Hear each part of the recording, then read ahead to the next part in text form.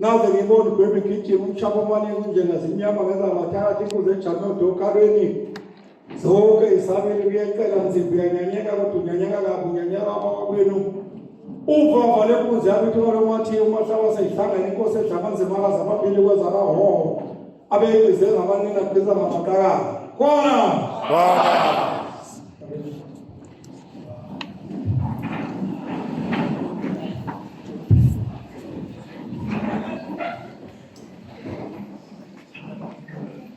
Unankulu usizwe sabakhwanazi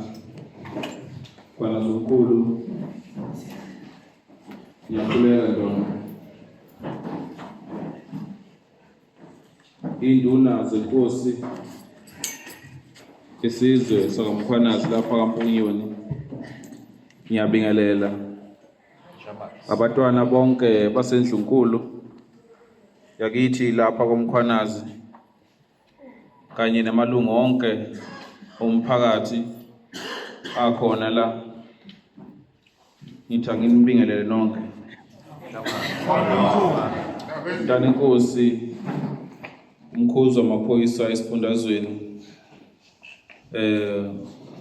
uJanene umkhwanazi siyacela umkhwanazi omkhulu siyayiqhenya ngomkhwanazi thina ungaphatheki kabi uma ngabe singakubizi ngerenke yakho sikubiza kakhulu ngomkhwanazi asikwehlisi umkhwanazi siyiqhenya ngokuthina bethu angibingelele umkhwanazi omkhulu baba uBrigadina uThanga obheke lapha eMkhanyakude uKenel wonke abakhona la phakathi kwethu kanye na wonke abozumbutho wezokuvikela amaphoyisa ngokukhulu nje ukuyithoba ngiyabingelela nonke ngibingelele indlovukazi engizelayo uMacengwane khona lapha phakathi kwethu uanti wami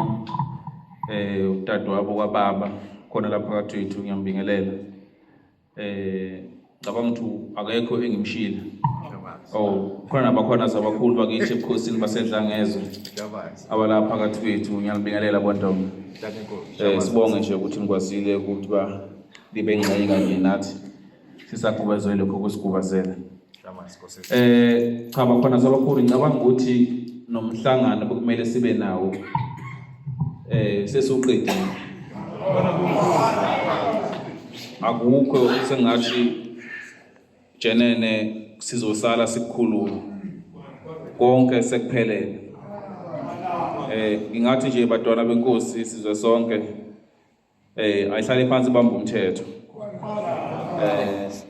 noma bekade kukhulungu ukuthi naku sithathelwa ongokwethu ngendlela esingayiboni kade singalali nasebusuku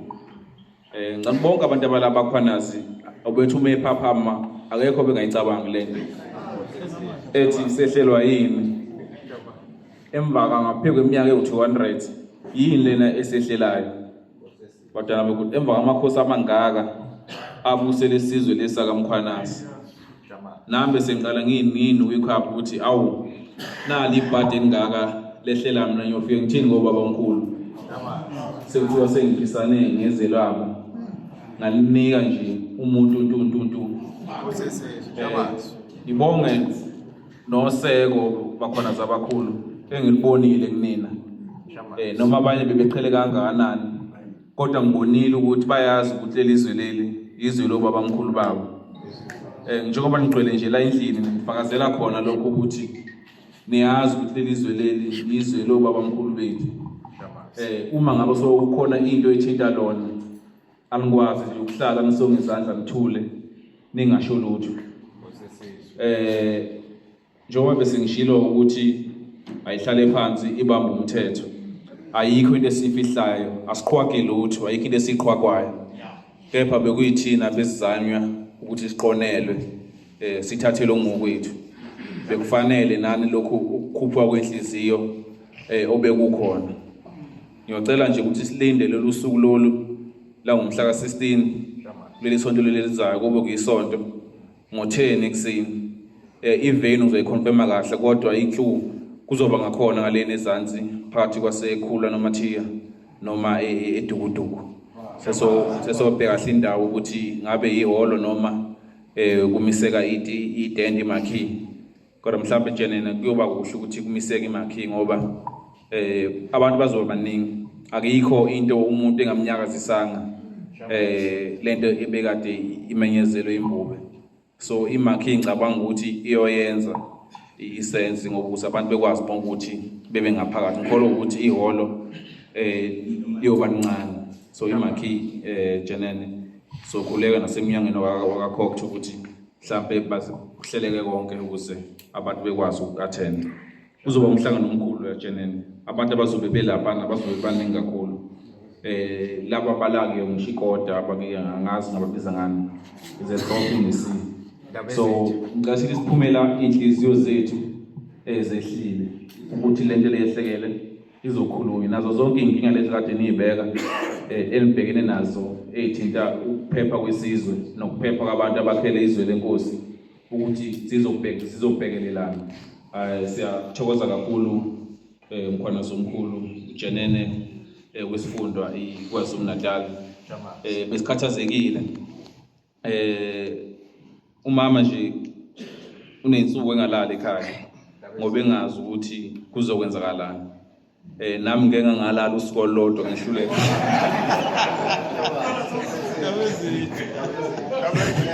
cha ngikubeqiniso mkhana nami ngeke ngalala usuku lodwa ngathi bengilele ngaphandle vele ngayibona ngaphephe kakhulu ngabona ukuthi Jehova khona zayiba ngifuna ngibuyele ekhaya ngathi hayi ngcono ngibuyele ekhaya uma kukhona okwenzakalayo kube ukuthi kwenzakale ngisekhaya ngisesizweni futhi ngoba uma kunyakaze kanje nekuphepha kuyancipha siningi izinto ezenzakalayo uyazi jenene even nakho ukuhlasela kwamakhosi esifundeni kwaZulu Natal kuyinto eningi izinto eziqala kanje emva lapho inkosi siyahlaseleka ngendlela eshiya inembuzo so nje ngibonge nabakhona nokunginika isibindi sokuthi lelizwe leli liholeke balwele ngiyabonga kakhulu badala benkosi kubo bonke abakhanasi naso sonke isizwe ngoba nomuntu ongekusiyena wakamkhanasi umela ezweni sakamkhanasi ungumkhanasi akekho umuntu obengakhathazekile ngalokho obekwenzeka ngalawo masu nje siyabonga ukuyinikela kwenu ukuthi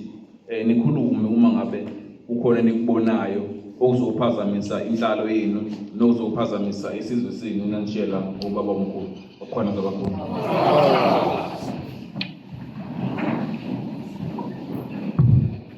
Nkosi yesizwe singahlala phansi Bondonga ngokwesiko lethu